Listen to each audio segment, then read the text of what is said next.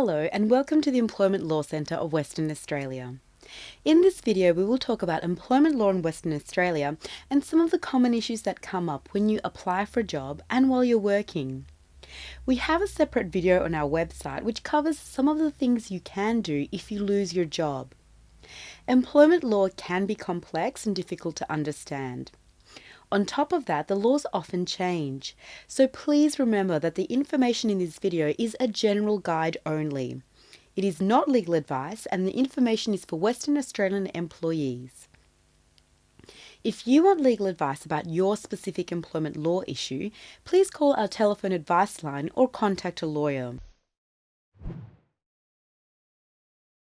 All employees have workplace rights.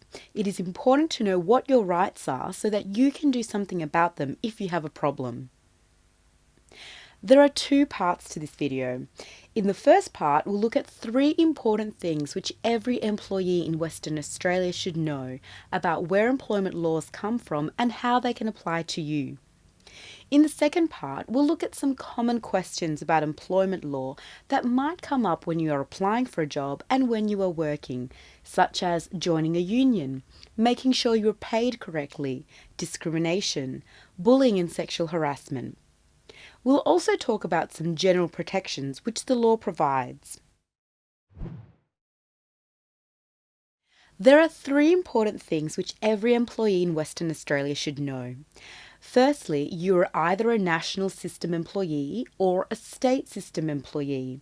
Secondly, you are either a casual or a permanent employee. And thirdly, the laws that apply to you as an employee come from a number of sources, and these can be different for each employee.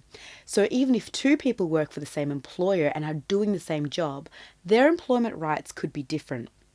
Let's look at each of these in more detail.